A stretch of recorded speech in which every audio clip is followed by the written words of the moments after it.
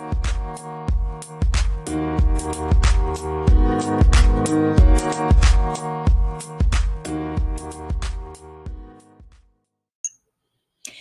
everybody, we're so excited to have you with us today for episode 2 of season 2 of Revise and Resubmit.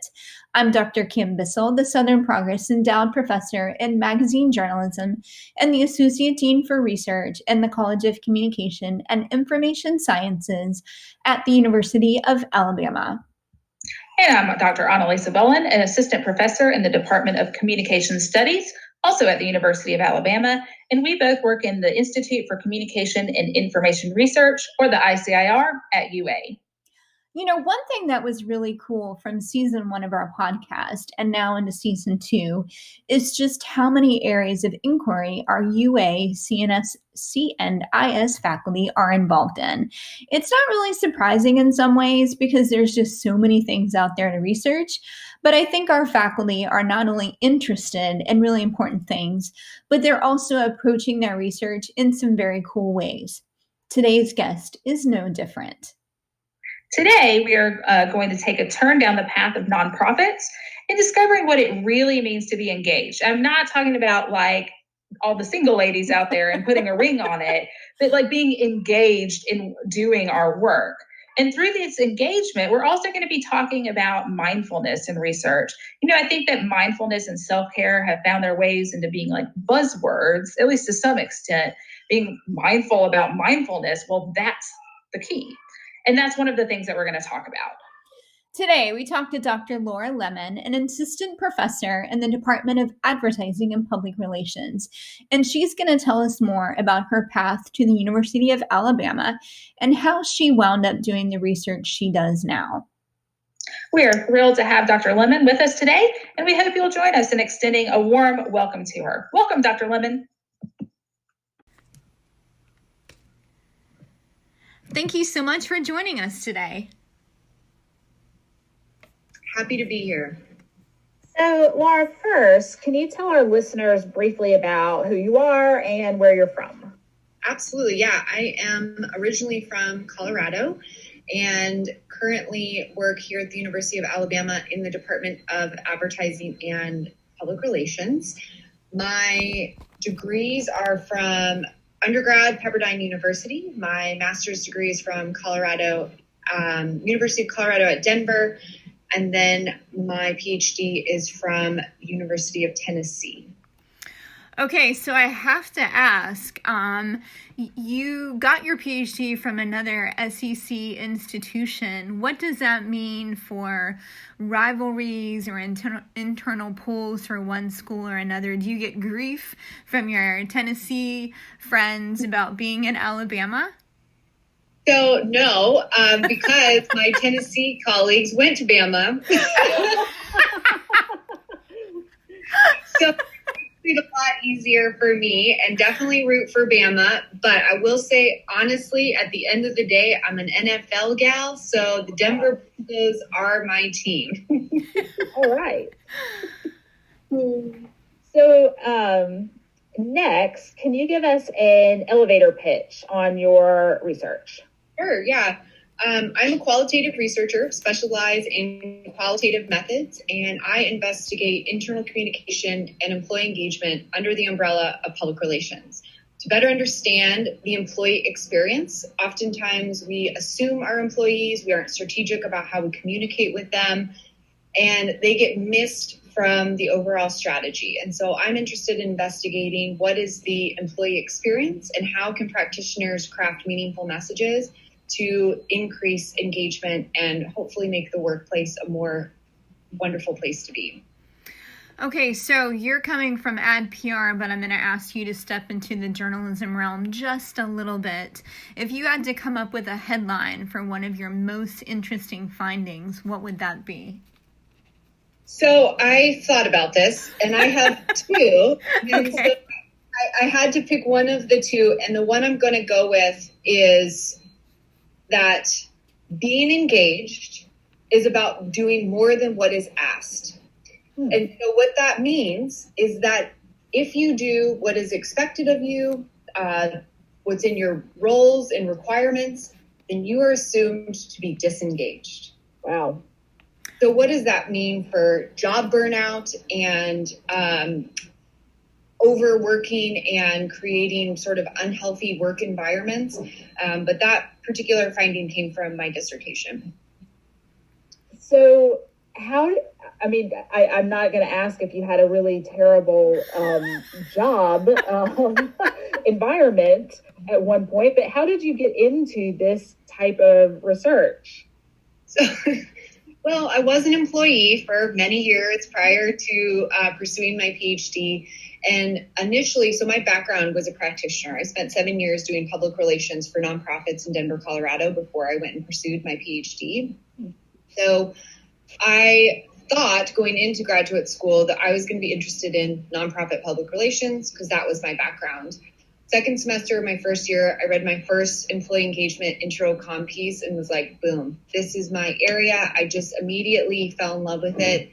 And the particular piece was actually more of a critical scholar's approach, talking about how the public relations practitioner can be a voice for employees. And I really gravitated towards that body of literature and hope that my scholarship can make the same sort of impact for practitioners in the field. But yeah, to answer your question, I have been an employee. I know what it's like to be undervalued and to be forgotten, especially in a nonprofit organization where people wear a lot of different hats and there's minimal resources. I worked there in 2008 after we had the economic collapse. So we were furloughed for a number of months, and I didn't get a pay raise for 3 years, even though I had exceeded my fundraising goals for a long time. And so those experiences lend itself to me wanting to gravitate towards capturing the employee's experience. And I've been in plenty of interviews and focus groups where, tears are shed, anger is shared, because people feel undervalued. And so if my research can help practitioners create messages that are meaningful to make sure people feel valued, then I know that I've done my job. So you mentioned that during your PhD program, you read this piece. Was that just kind of a coincidence, or was it assigned, or, was it by chance? Honestly, I don't really remember. Well, and kind of where I'm going is that, there's so much out there to read, but sometimes we get really lucky and find that one piece that really can change a direction of a career. Mm-hmm. Honestly, I don't believe it was assigned, but it was in response to an assignment for class. Mm-hmm. And I was also we had a lot of cross-listed classes, just, where you would take a master's level class as a PhD student. So I was kind of left on my own to kind of go down my own rabbit holes. And that's really how I figured that out. So while we're on this topic of going down rabbit holes, and we know that that's part of the process, can you tell us and tell our listeners a little bit more about one of your more involved research projects, just what that looked like, just so they can better understand more about what you do? Yeah, absolutely. So the study I'm going to share about was actually an RGC grant funded study. So it started, of course, my first year here applying for the grant. But the process to actually get in the door, because it was a grant-funded case study looking at a government contractor. So the door to get in took like 6 months, even though I had a year-long conversation and relationship building. And this was partially difficult because the client in which the government contractor serves is the Department of Energy. So they had to go all the way to the top to say, yes, she can come in and do this research. I didn't ask proprietary information. Again, I'm just wanting to gather their internal communication and employee engagement experiences. So it was a challenge just to even get in the door. But this idea of doing a government contractor case study spawned from my dissertation, because one of the people I interviewed was an employee of a government contractor. And his experience was so different than everybody else's. So it was note to self, I'm eventually going to go back to him and see if I can do a case study. And organizational life for government contractors is very unusual because these employees experience frequent change to upper management, company values, goals, objectives every few years. And oftentimes these changes happen overnight. And the communication function is a reactive component. We forget about it. The particular case that I looked at, they made changes to pensions, 401ks, health benefits, team, like top management, the whole C-suite was changed overnight.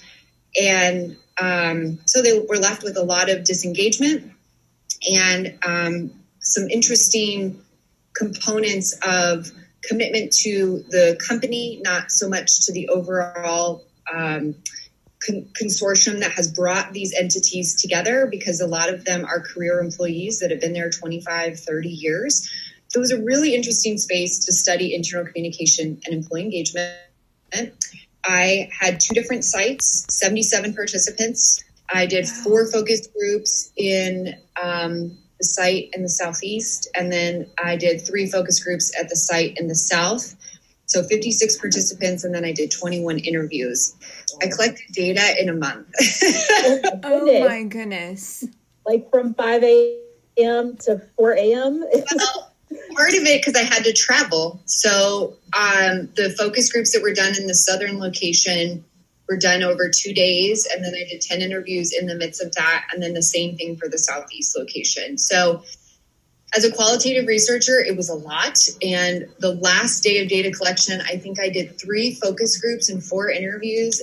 And you can't say no, because they were like, oh, the CEO's available. Do you want to chat with him? I'm like, yeah, bring him in. You know, you can't say no. But at the same time, it was definitely not recommended. Wow. So one of the things that I'll ask how you manage is when you have people in a focus group, or maybe it's, I don't know if it's worse or better in an individual interview, that may be angry with their experience or sad and cry. Like how do you deal with that? And then how do you stay positive, like through a research experience when you're uncovering some really problematic things?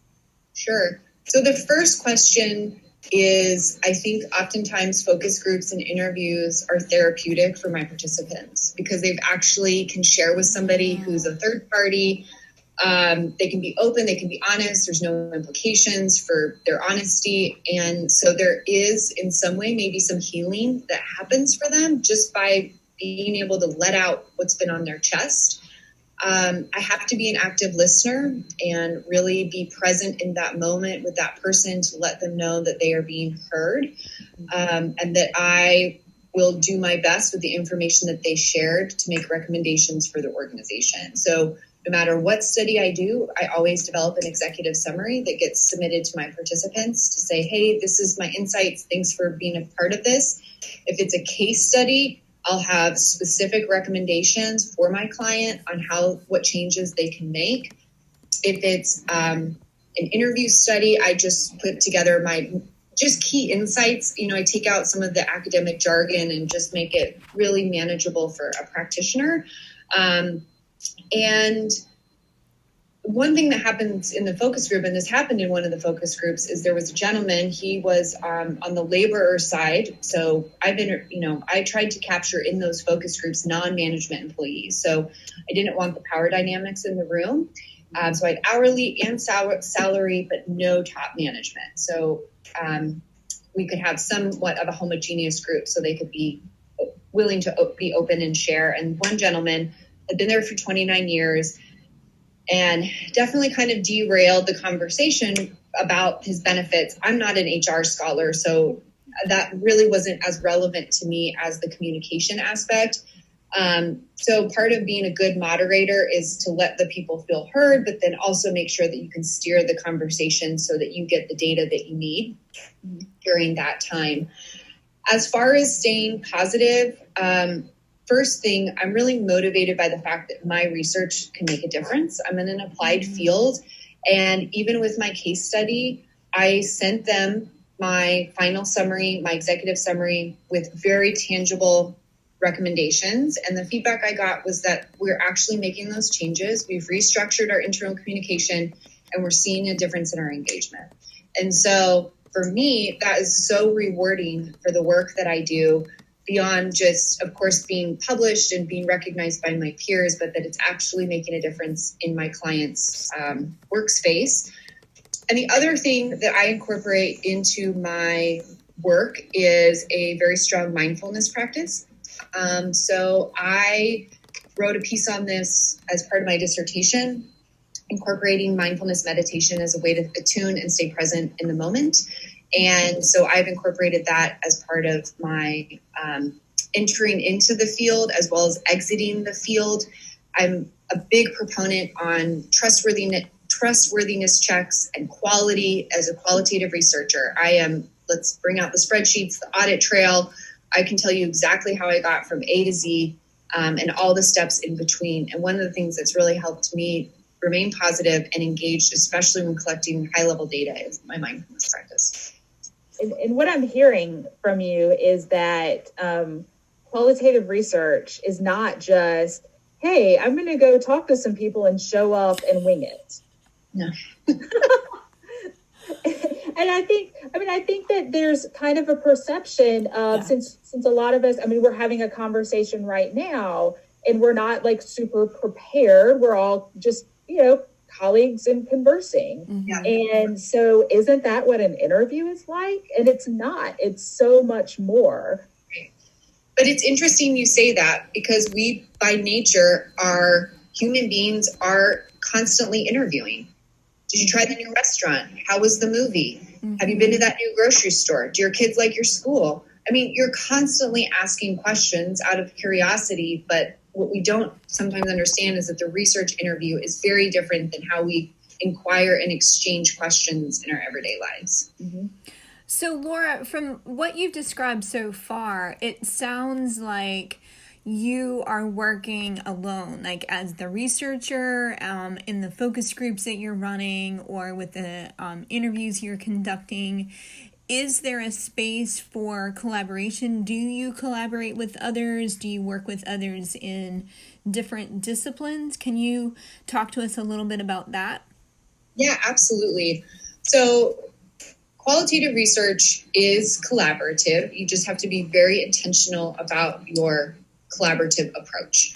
So who is going to do the interviews? Who's going to conduct the focus groups? Who's going to analyze the data? And how are you going to bring that together? Of course, my dissertation was an independent project. And actually with the RGC grant, I brought a doctoral student in on the back end to help with the writing and the publication process. So he became familiar with that and my approach. And currently, I am working on a collaborative project with Dr. Matt Van Dyke and Dr. Brian Britt. And Van Dyke and I are doing interviews right now, and we are tag teaming the interviews straight down the middle. We haven't come up with an analysis plan, but I'm guessing that I'll probably do the initial analysis, and then we'll do some peer debriefing sessions throughout that. And then Dr. Brian Britt is going to come on and help us with a social network analysis in the spring. The purpose of the study is to look at the ways in which universities attempt to engage research faculty in facilitating interdisciplinary science and of mutually beneficial relationships. Wow. So what we have done at this time is interviewed research directors, vice presidents of research, directors of research centers, and tenure track faculty to better understand how internal communication helps build these research teams, how they're incentivized to build research teams, how they remain productive in the midst of everything that's going on. So we have some questions about COVID and burnout, and then how university communication supports that, and then how they get the communication to their external audiences. So perpetuating, making sure that the results end up actually in the communities in which they're serving. So it's been really interesting, really fascinating. We're doing the interviews on Zoom and through phone, depending on people's preference. And so we're right straight down the middle. And I, in my PhD program, did a lot of collaborative work. The one space that is a little bit trickier with qualitative is the data analysis piece, is making sure you have some steps in place of how you're going to tackle that. And as long as you're intentional and have your plan, and again, demonstrating an audit trail so that people know how you move from section to section, you can definitely do collaborative work in qualitative research. I cannot wait to read the results of this study. That is going to be fascinating. Yes. Because I do feel like sometimes there's a disconnect between it all. So yay, I'm excited about that. That's so cool. Yes, we'll definitely share our summaries with you, or all of our pieces for sure. So you mentioned, I'm going to go back to your RGC grant, and you mentioned doing all of this data collection in a month and travel and long days. How do you balance? Like, and you've mentioned mindfulness, but how do you apply that to yourself? Okay. And find your own balance? Yes. So, I have a couple of philosophies for balance. The first one is do a little bit at a time. So if you step back and you see, all you can think about is this whole project, like, how am I going to do all of this? Get it all written, get it published. I've actually gotten 3 publications from my RGC grant. 2 are already out. And then 1 is a 4th round of revisions right now, minor revisions. So hopefully it's coming out soon. We'll see. But a little bit at a time. So if that means analyze 2 transcripts today, great. If it means write 4 pages today, great. It's about a day by day. 1 interview done today, great. So it's really about a little bit at a time. The other thing is also, because I'm a qualitative researcher and thinking time is so important, it's really important for me to create space and time for sleep and play. So I turn it off on the weekends. Of course, if there's deadlines, you got an R&R and it's like they gave you 3 weeks to do it, and that's not really fair, but you got to do it. But it's really important to turn it off, because thinking time has to happen away from a computer. It happens on a hike. It happens in a yoga class. I'm working on a book proposal right now, and that idea came from sitting on a beach, reading a fiction book, enjoying myself, and I had an aha moment. That stuff doesn't happen when I'm just grinding it out. And I really have to find ways to recharge. And so creating some boundaries to make that possible is what's most important for me. So I want to follow up. You had just mentioned that you've gotten several publications from your RGC grant. And for our listeners, that's an internal grant that is awarded to a limited number of faculty at the University of Alabama. And so it's very competitive. Congratulations on that. Can you tell us about an experience you've had with that revising, resubmitting, and persisting process? Do you have a favorite comment from a reviewer? Can you just talk about that a little bit? Yeah. Actually, the paper that's in that minor revision stage right now is a really great example. So again, when it comes to writing, my other tip and my other tool that I use is that I always shoot for the R&R. It's never about perfection. A done paper is a good paper. So move it along. And so it's never about getting the actual publication. I'm just always shooting for an R&R. So if I can get an R&R, awesome. So this particular paper I submitted last fall, after 2 rejects. I had one desk reject. I had a second reject after the reviewers got back to me. So this is the 3rd journal that this piece has been to. It's been with that journal now for 14 months. Oh my goodness. So, but that over the course of that 14 months, I just submitted my 4th version of the manuscript, and it was for minor revisions. But what was really interesting is that revision 1 and 2 only had 1 reviewer. So it was the same reviewer, I could tell. Then revision 3, I had 3 reviewers. And interestingly enough, 1 was a minor revision, 1 was a minor revision, and the last was a reject. And what that editor did is, I think he sent it out to 2 people. The same person that's reviewed the whole time said minor revisions, and they sent it out to a new person who rejected it.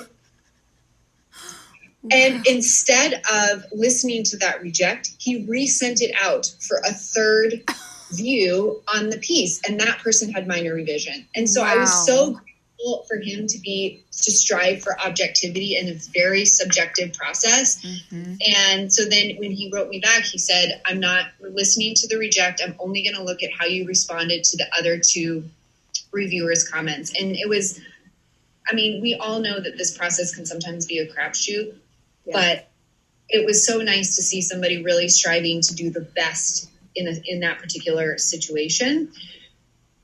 So I am, in general, I am a fan of my reviewers' comments because it always makes it better. And for this particular paper, this reviewer that's been with me this whole time, this last revision had such an awesome suggestion. There was a particular finding that had been tripping everybody up everywhere I submitted it, and even everyone else had kind of commented on it. And basically what this person said was, the reason that communication is so difficult with a government contractor is because the internal audience is unknown. Mm-hmm. So it's about this unknown audience. And we don't talk about the unknown audience because basically comms staff comes in, they start communicating, but they don't really know who they're communicating to because it's a new organization and they had no time to do the research to better understand their audience. And we don't really talk about this unknown audience, but it oftentimes is presented for internal communication practitioners. So it was such great insight, and we went with it. We threaded that throughout the findings, mentioned it in the discussion. And the ideal situation is when your reviewers become almost like a co-author throughout the process. And if you're a good reviewer, that's what you're doing. And that's the type of reviewer I try to be, is really helpful, give insights, and not just bash people, because that's just not helpful. Oh, so that was nicely stated there. So one last question for you. As academics, we really are fortunate, I think, to be able to travel to different countries or different cities to present our research at conferences. What's one of the favorite places you've either visited to present your research or a place that you're looking forward to visiting? Yeah, hopefully when virtual conferences are a thing of the past. Right. Yes. Conferences are wonderful, great opportunity to rekindle our academic connections, build partnerships, especially to your question earlier about the collaborative work. So I think I have 2 choices or 2 answers to your question because it's time of year. So I go to AEJMC, which is the Association for Educators in Journalism and Mass Communication, and publish or present and submit to the PR division. And that conference is held in August. And one year it was in San Francisco. So San Francisco in August, you can't beat it. The weather's beautiful. My best friend lives right outside of San Francisco, so I got to see her, which was awesome. And then the other conference I attend is National Communication Association and present, of course, in the Public Relations Division. And that conference is held in November. And so one year we went to Chicago. And so Chicago in November, the holidays are coming, just there's that special buzz. The conference location was on Michigan Avenue. Oh, so it was just a cool location to be, doing academic work, but also being able to see a city. But I will secretly, though, I love going to locations that I might have family or friends, because it also gives me an excuse to check in with people and see them. So I'm really grateful for that opportunity. Definitely. Yeah. Well, thank you so much for joining us today, Laura. Your insight on just employee-employer relationships, and then what we should be doing to have best practice ourselves as researchers has really been insightful. So thank you so much. Yeah, thanks for having me. Awesome. Thank you. Take care.